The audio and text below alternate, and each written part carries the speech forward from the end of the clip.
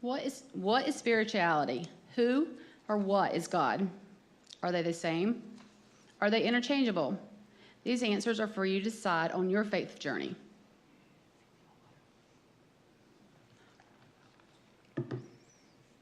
At one time, for me, there was only one solid answer, and you didn't deviate from it, and you didn't ask questions. Now I know it's okay to have questions and doubts. It's okay for your spiritual path to change and grow, even if it is in different directions. While I still hang on to my Christian upbringing, it is now has a totally different meaning to me. I see God not as an up and down, a God up in the sky, a puppet master, but more of a horizontal, side-to-side connectedness between you and me.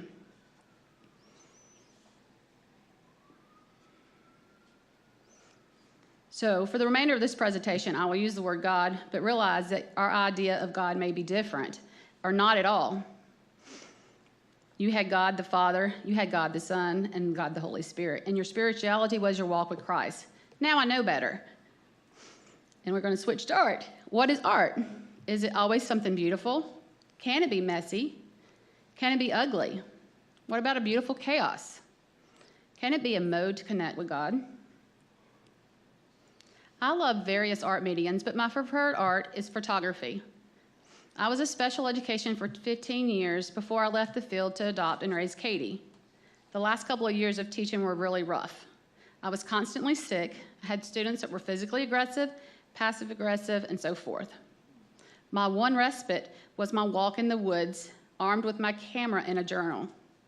I began to use my photography as a means to meditate, pray, relax, etc. But I was told that this was not prayer. It may be a good thing, but it is not prayer. But as I continued on my faith journey, I beg to differ. It was a way for me to connect with God, a way for me to connect with something greater than myself, and a way to connect with nature. It is a prayer, and so much more. To me, it's more of a prayer than begging God to do something for me, to heal so-and-so of their cold, etc. Well, these are good things, and I want them to be healed. But if you're going to heal someone, heal my friend with CF, who had to have a double lung transplant and now has to be on meds for the rest of her life to keep her from rejecting those lungs. It's also, for me, a way to connect with others. When I share my artwork, hopefully it will speak to someone. During those stressful years, those last couple of years of teaching, I attended a faith and photography weekend at the monastery in Conyers. I'm not a Catholic, but I went anyway. I went out of my comfort zone. I hung out with people whose views of God were different than mine, but we had similar interests. I got to sit with the monks as they sang and said their prayers. I got to walk around the monastery where most people do not get to go. I spent time in silence. I took photos. I wrote my journey and attempted poems. And this is a photo of the balcony from the monastery. And while I was there, I wrote this poem. While on retreat, distractions are not supposed to be found. But not being Catholic, I found them there. So I retreated even more. To the balcony above, this is where I encountered God's love. In the dark, still room, with only the sound of gentle praying monks, with echoes from the sacred ground, the tears began to fall and would not be stopped, until his hand reached down and a deep, still voice proclaimed, "I am here. Let me hold you for a while." I rose from my seat with a smile and walked down the balcony stairs with a feeling of love and a gift of peace. Now I pray that it will stay when I begin a new day. I just close my eyes and breathe in deep the memory of that day. Then gently release that breath and let his love flow out. Next photo, please.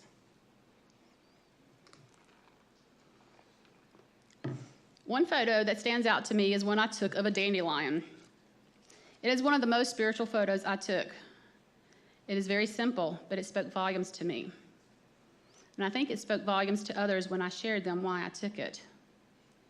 To some, it's just a weed, something to get rid of. But to a child, it is a beautiful flower, which later becomes a fun flower where you can blow and make it snow. To a mom, it is a first gift as a genuine, heartfelt gift from a child.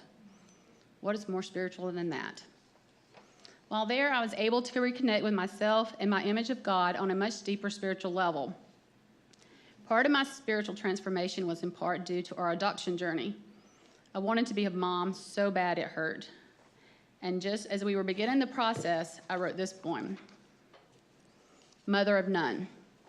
I am a mother of none, but yet I have many daughters. We talk, we laugh, we cry and play, and they tell me about their day. But when the day is done, they go home to their mothers and I to a childless home. I love these daughters of mine. The door is always open to my heart. I'm happy to be there to share their lives and would not have it any other way. Even though one day they'll move on about their lives, they will never completely go away. They are a treasure in my heart. One day I'll be a mother to a child of my own and forever will be grateful for the lessons that they have taught me. For God has put them there and used them to make me into the best mother I can be. For these daughters have brought joy in my childless days. I used to work with youth, and especially young girls that were at risk. And now these young girls have babies of their own, actually have babies Katie's age, but and I still try to connect with them when I can. So we began the process to adopt from China when a friend of one of my former youth girls asked us to adopt her unborn baby. Shortly afterwards, she had a miscarriage. I didn't realize how painful that could be. I couldn't even begin to imagine how painful it would be if it was my own child I was carrying. So we continued our paperwork to China. And during the wait, I wrote these two poems. And yes, I realize I'm not really talking about art, and I'm sharing a lot of myself with you. But it is a form of art, and this is how I dealt with what I needed to at the time. An act of love. They say, how can you do such a thing as to leave your child on the street? But this is what I see. I see an act of love. You love this child that you could not keep. You left this child for others to find so that she could find love in this heart of mine. Circumstances. I do not know the circumstances that brought you to this place. You hope the authorities will not find that you are carrying this life inside. I feel that on the day you give birth, that you feel as if your heart may burst, to know that a separation is about to occur. You hold her tightly and give her a kiss and lift a little prayer. You then lay her down with hope that someone might find your precious child that will one day be mine. About a year and a half into the process, a girl of a friend that I worked with said that we could adopt her twins. She had pretty much been cut off by her family, and so I can imagine how scared she must have been, and because she could not bring herself to meet with me when we had our scheduled dates to do that. I was so angry, not at her, but at God. She did eventually reconnect with her family and gave birth to a baby boy and a baby girl. During that time, I lashed out at God, and I wrote these words. The first verse of the poem was what I wrote that day. Then I felt guilty because of my Christian upbringing to be so negative. So over the next week, I wrote 2 more verses to it to make it a little more positive. But it is still kind of what I feel. The God of my childhood is just an illusion, just a fairy tale in the sky. A fairy tale that talks of promises galore, but the reality of life is nothing more. The true fall from grace is not when we sin, but when we fall on our face and see it as all a dream. How can we continue to love a God who is so mean? How deceptive the lives that we led. The God of my childhood is dead. So yeah, it was a little rough. Then I wrote, the God that I envision now is one who is everywhere, a God that has given us eyes to see him in the sunrise. I can see him in the smile of a child as they innocently play. A vision of hope has been cast to all so that we can live as this child, to love everyone around us no matter how big or small. One who has given us eyes to see the suffering around us and a heart that allows us to reach out beyond ourselves. In all that we do, we consider others before ourselves, one that does not exclude based on what we do. The God I love is a divine presence that permeates all things, great or small, where life is found in death, as I realize the connectedness of it all. Without one, there could not be the other.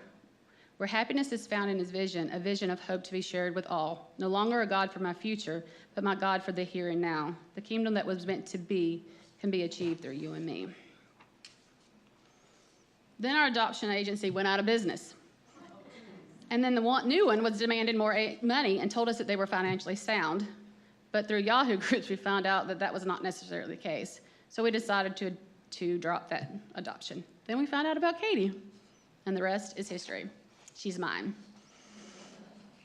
During this time of stress and struggle, I read a book that changed my life. The Little Book of Contemplative Photography, Seeing with Wonder, Respect, and Humility. Howard Zur is actually a little book of justice and peace building, and is included in there because of some of the things that it talks about. A book that tries to encourage the process of photography as a discipline and a source of light. With our own photography and art, we tend to be critical of every little thing. We don't always have to let the image or object, we don't always let it talk to us or speak to us. We don't always break away from the technical aspects of it. We don't take time to study it or to see the visual, emotional, and spiritual sides of it. This book is simple, and it gives you different exercises to participate and practice in a different way. One particular chapter that really spoke to me is the one that talks about the way we think about photography. He points out that the language that we use in photography is kind of violent. We take a photo, we aim our camera, we shoot a picture on a photo shoot. These words are aggressive and they don't promote peace. We hold our cameras in front of our face like a mask, and the lens protrudes, hiding your face away from your subject. It makes you wonder why some people are uncomfortable in front of a camera. Where is the connectedness? Where is the spiritualness?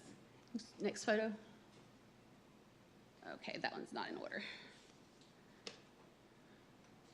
Go ahead and go to the next one. Okay, I'm missing the one. The photo of my book, the one that we shared the first page of with the kids. This was one that we did in the next exercise.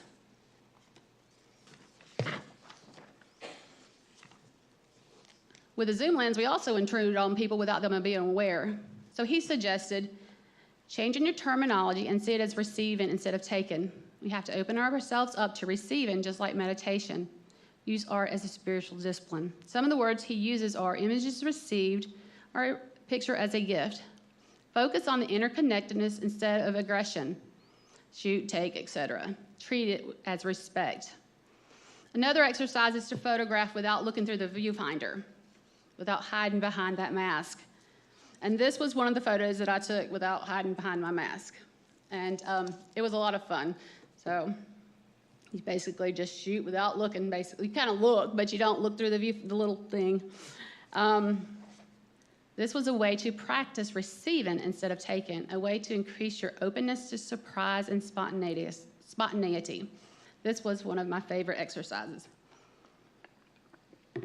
This book had many exercises and ways to practice photography as a meditative practice. So now when I take a walk in the woods with my camera, you may find me on my knees, both physically and spiritually. For me, I take my photos straight out of the camera. I don't do a lot of editing. For one thing, I really don't know how. I know basics. And yes, editing can enhance the photos and can make them even more prettier than they were. But I don't want to take away from what I was trying to receive from it. It takes me out of the now. For me, I see in pictures. When I look, I'm like, ooh, that'll be a good picture, and people will hear me say that a lot. Sometimes I get on people's nerves when I have my camera, and it drives them crazy when I stop 100,000 times. But they don't understand what I'm doing is a spiritual practice. They see it as a hobby. They don't see me looking for the beauty and things that most people don't see. I love to stop and soak in what was around me, and I like to use my photography as a means to connect with something greater than myself and to ground me. I, along with Mindy, have been encouraging the kids to do art. To practice art mindfully, sometimes they are aware they are to be mindful, and sometimes they are not consciously aware that they are making art as a spiritual practice. The youth have made decorative mirrors. They were to practice spirituality by looking inside themselves, to see who they were, and then portray that on the frame of their mirrors. And there's two hanging out behind the pew of the mirrors, maybe three. Not everybody finished, and some I think are still working on them. And during Chalaka Camp, the older kids created a banner, along with the help from the littles. They didn't realize they were practicing spirituality and learning about our UU values while doing it. Before they began, they had to discuss and plan what they wanted on this banner. They had to be considerate of everyone working on it, and that each person had a say and a vote. Then they had to create it and paint it. It was beautiful chaos. They did all the above, and they worked beautifully together. We then had the littles paint their hands and feet to add the flames and the footprints on the sand. The older kids helped the little kids. And one of the principles is we help each other learn. So it was wonderful to watch the little kids and the big kids interact together. With kids, it is sometimes much easier for them to practice these things because they don't always see the flaws. They see beyond themselves, and they find beauty in what they see. Some of the kids also taught crafts during childhood camp. They taught it to the other kids. And it was good to see the leadership role emerge and how they connected with each other on a deeper level.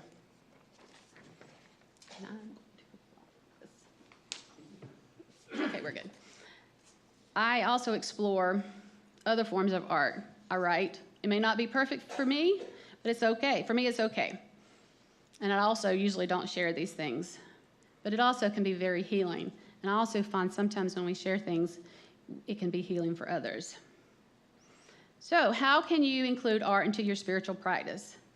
Where do you begin? What do you need? Where do you get your inspiration?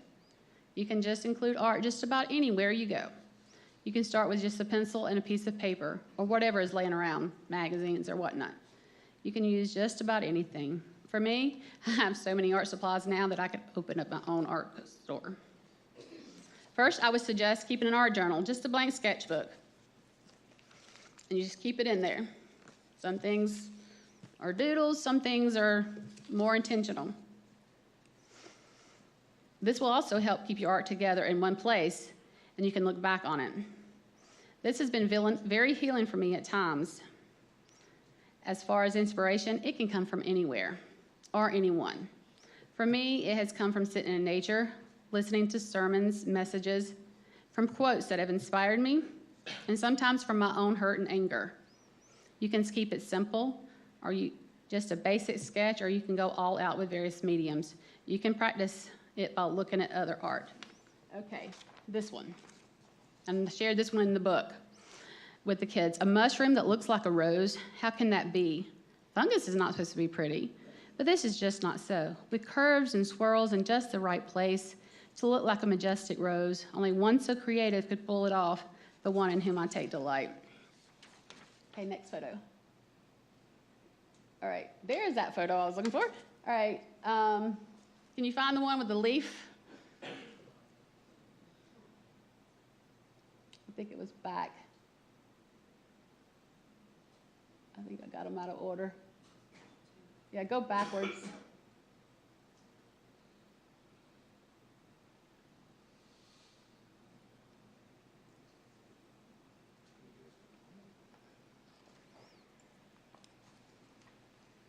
I think most of y'all saw that, so I'm going to go ahead and read the poem with it.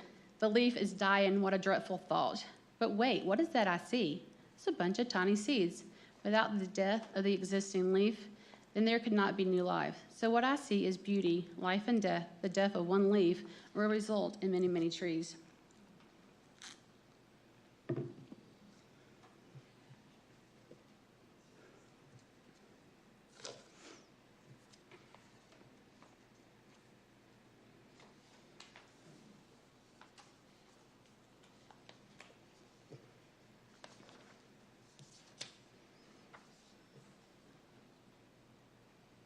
Just go to the end of the book where the kids' book was on the slides, and then start from there. Okay. Okay. All right, now go to the next one. And some of these may not be ordered with my notes. Okay, the next, we just did that one, and we've done that one. All right, this one here was a photo I took, or not a photo, obviously, a sketch. Sitting back here, listening to the sermon, it was a rainy days like we've had lately. It's kind of dreary outside. And there sits a little red bird on on a limb. The only source of color out there, and I just thought it was so pretty. And that's kind of where I find some of my inspiration, is I see things and I'll jot it down. I just kind of had a pencil sketch of it on my bulletin, and then I went home and tried to draw it. It's not perfect, but it speaks to me, and it reminds me of that day. Okay, next photo. This is just doodling. Me, I am silly. I am loved, fun, creative, smart. Some people may beg to differ on that. Pretty, hyper, messy, and blessed. All right, next slide. And this one came from magazine cuttings and just doodling. And it was also inspiration from a quote, like I have mentioned before. Be determined to have a great day, and you will. Okay, next one. Also a quote. Know that kindness has a ripple effect in the universe. And I just write the quotes down sometimes if I see it, then I go back and I doodle it in my journal. All right, next photo. That was also, I am trying to become the person I was always meant to be.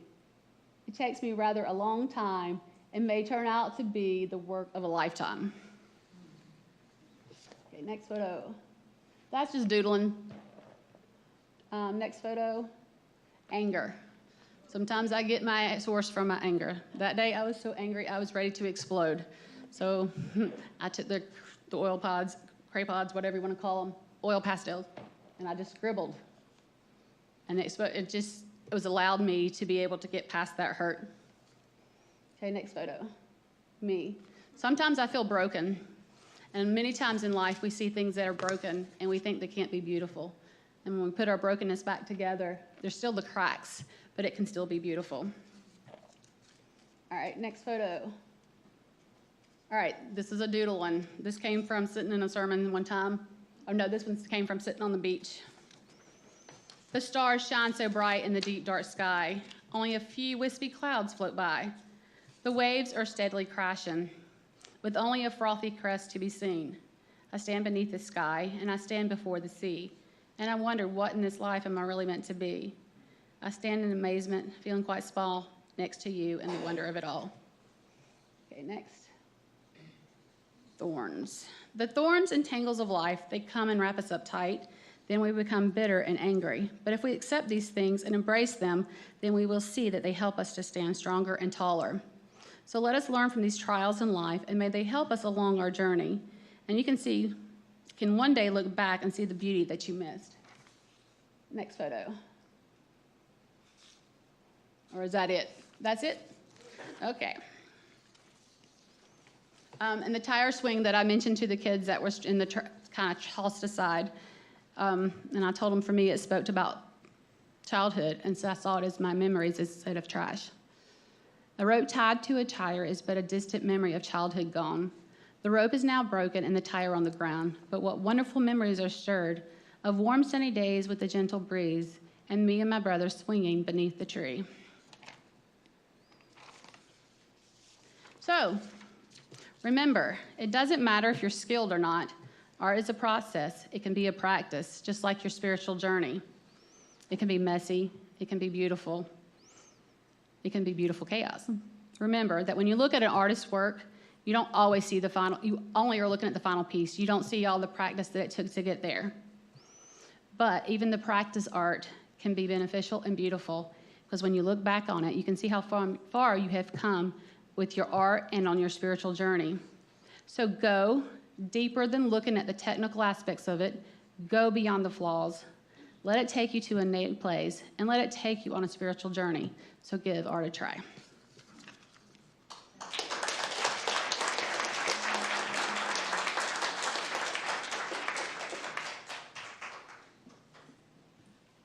We invite you to